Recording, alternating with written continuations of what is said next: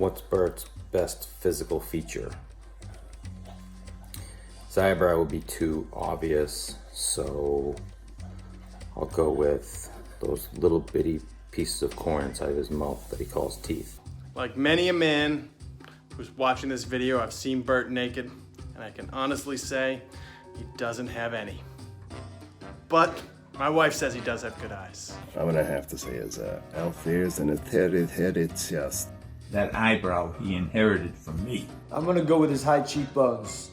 He looks like Snoop Dogg, looking magnificent. The ladies love it. Definitely hands down his soccer legs. And if it's not his high cheekbones, I would have to say it's his ass. It is not fair that your legs look way better than mine. His eyes, of course. His soccer toe. Yeah, the big black one. His pinky, because it makes his dinky not look so small. What's Bert's best physical feature? His family. Because when his family is sitting next to him, there's an opportunity for a person to walk up to them and say, "What a good-looking family you are." Otherwise, kind of out of luck.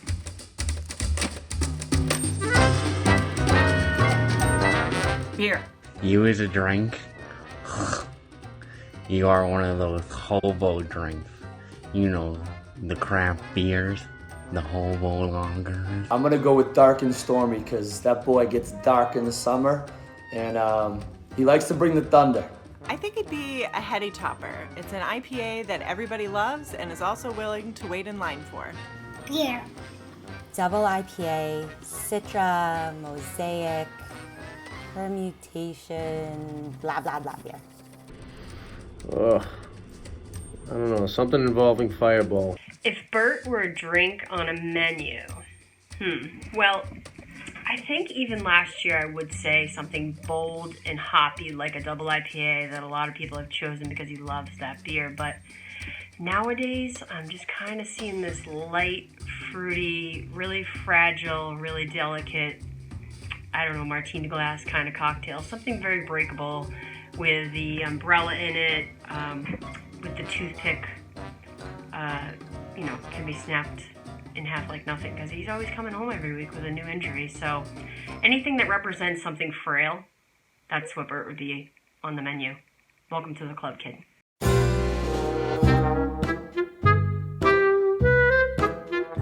One thing Bert thinks he's good at, but he isn't, is telling jokes. Really, they're not good. What's one thing Bert thinks he's good at, but not, is drinking. He has the tolerance of a sophomore in high school. He has a history of being the first man down. Driving. He thinks he's an excellent driver. He has amazing skills, but in reality, he's dangerous. He takes risks. He doesn't follow any of the rules, and I have a folder full of driving violations to prove it. Well, Bert thinks he's good at everything, so that's tough to say. What's one thing he thinks he's good at but is not? Explaining how the earth isn't flat. Life. Well, he's not good at keeping track of his belongings. He loses things. I mean, well, let's talk about 8 years old. I bought this kid a BMX bike, probably used all my paper route savings. He takes it down to the bowling alley in Melrose, leaves it outside, unlocked. I guess I didn't have enough money for a lock. And it gets stolen. Gone. What's one thing that annoys you about Bert Stoker? He refuses to accept the possibility that the earth could be flat. He speaks way too low. His teeth. Definitely, hands down, if a bomb went off in our kitchen, he wouldn't even notice. He'd actually say, "Christina, just remind me the next time that happens." Sometimes he has a hard time admitting when he's wrong. There is nothing that annoys me about Bert. He is the man. What annoys me about Bert? How long do you have? Oh, I'm all over this one. He's a teacher, and he talks like this when you're having a conversation. Can't even hear him, but he's a teacher.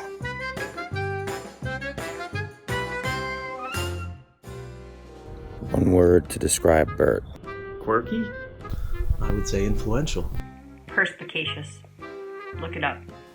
Hemophobic. Hemophobic. What is hemophobic? It's when when you see blood and you pass out and you get a concussion. and you do the concussal. Yeah. Bert is incredibly patient. He's patient. It's incredible. His patience is pretty amazing. I'm gonna say kind, but arrogant as hell. Dirt. Soccer.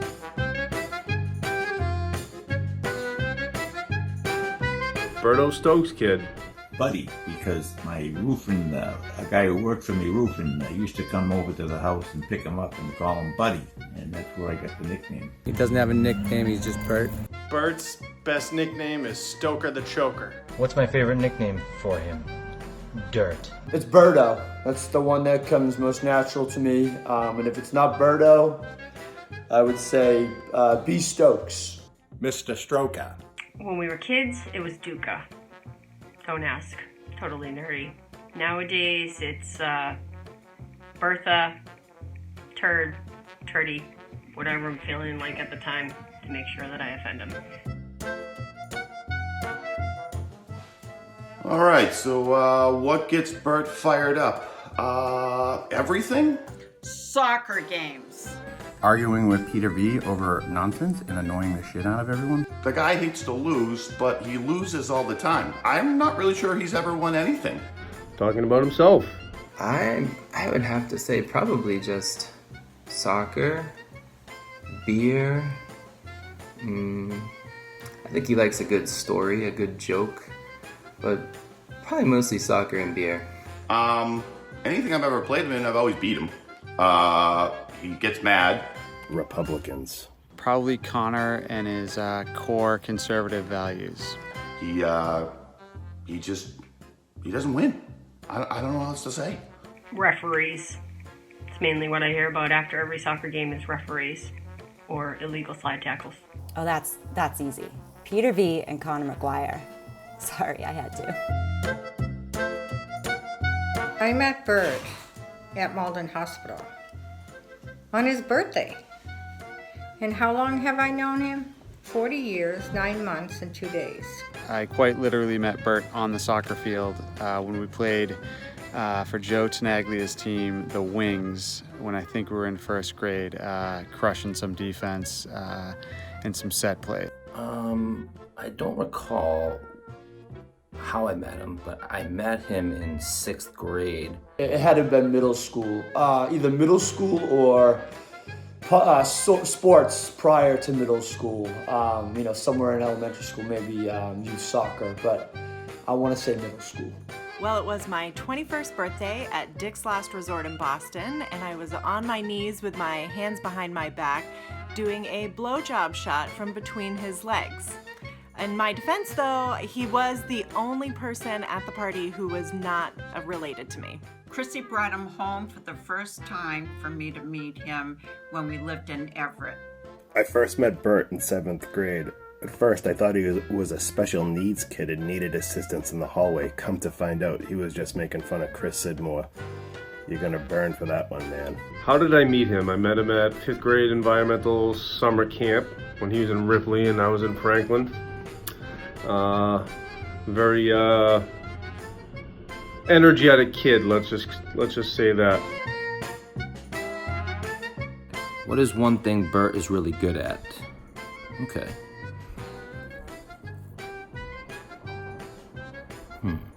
Managing Christina.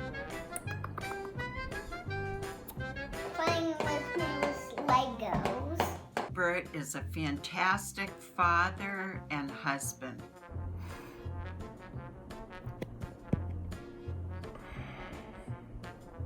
Drinking beer. We'll just go with the obvious. I'm proud of that. I'm good at that too. He's a really good orator. I think he knows how to speak. He's really good at being a father and a husband. Our kids adore him, and he's incredibly awesome at understanding me.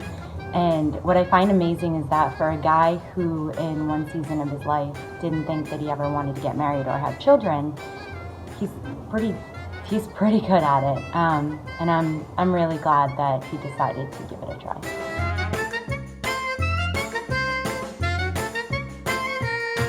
What's your favorite memory of Bert Stoker? We decided to pull a prank on Barbara and say that I threw a snowball in Bert's face and that he was really hurt, so he ran into the house and was crying and, you know, screaming for his mother, and she got so mad that she chased me out the house and down the hill, down Ashland Street, which is a huge hill. She chased me down the hill and was going to try to beat the hell out of me. That was definitely one of the better memories I have of Bert. So one of my favorite memories is of Bert and Sully.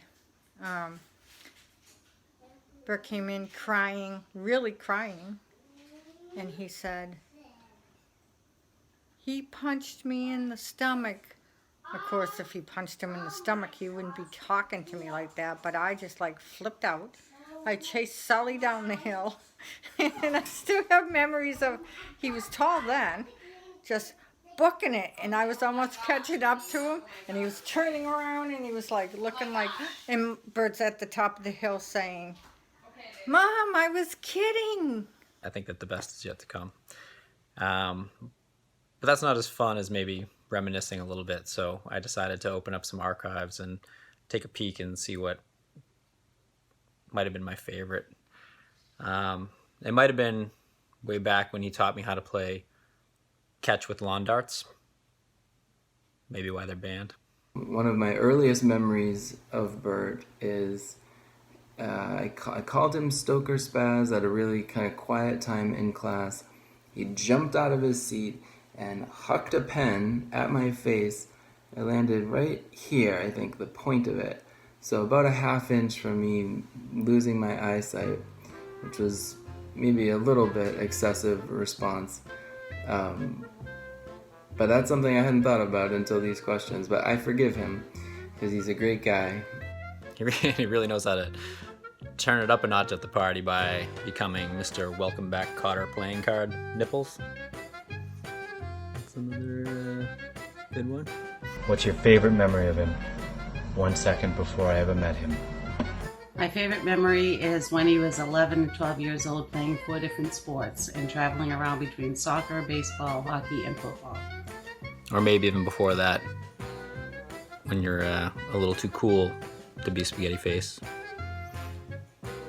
Probably one of my first memories about him was we were at his mom's house on Albion Street, I think it was, and it was me, him, and Saul, and they started talking about masturbating, and I had never masturbated before in my life, and I felt like such a loser, and they were talking about it in all the different ways that they would do it, and never felt more pathetic. My favorite memory of Bert, the guy was naked for an entire weekend in Vermont.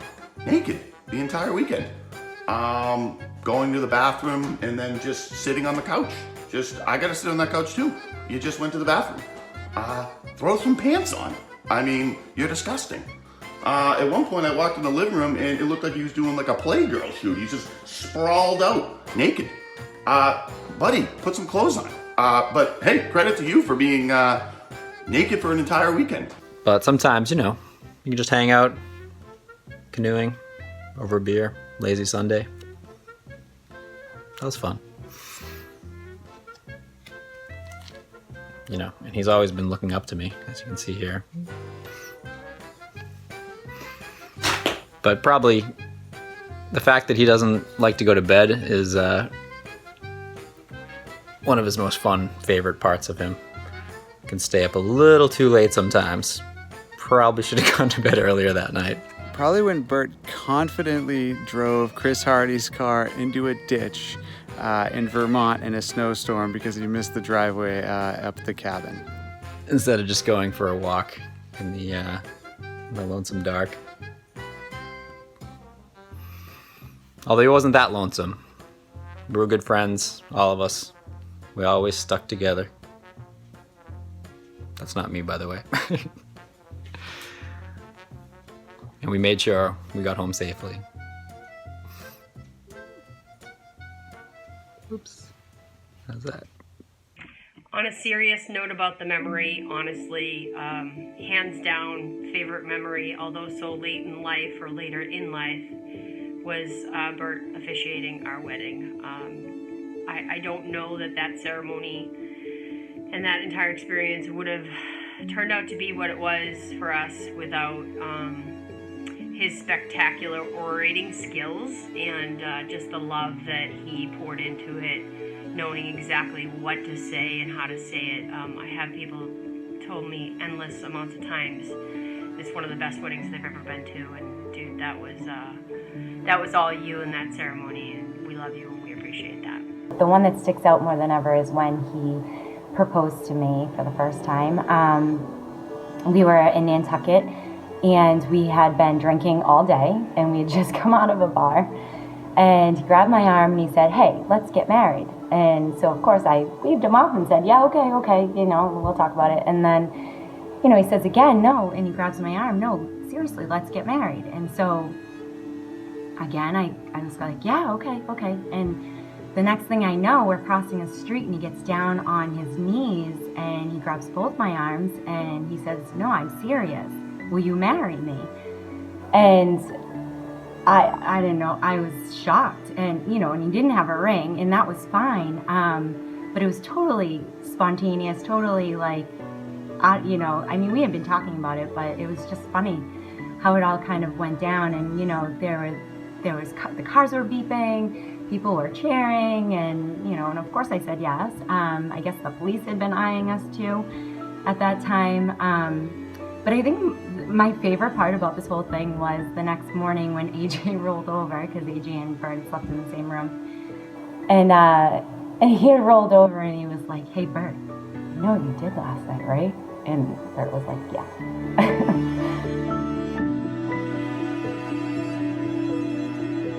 Sorry I couldn't make your party. Totally wish I could be there. Happy 40th, man. Lots of love. Happy 40th, by the way. I love him dearly. Happy birthday, you piece of crap. And I wish you another 40 years. Hey Bert, I can't believe you're turning 40. It seems like it was just yesterday when you and I were wrestling around in your dad's living room or teaching you how to do a rainbow in soccer. I had so much fun when you were just a little kid, when I used to be able to beat you up, and all of a sudden, look at you now, 40 years old. My goodness. Happy birthday. I'm so sorry I can't be there, but wishing you all the very best. Love you so much. Happy birthday, Uncle Bert. I love you. Happy birthday, my love. I hope your day is just as wonderful as you are. Isaiah, can you say happy? Happy Can you say birthday? birthday, Daddy. Bert. Can you say daddy? Dada. Dada. Say happy birthday. Happy. Birthday. And then can you say happy? Happy. And then can you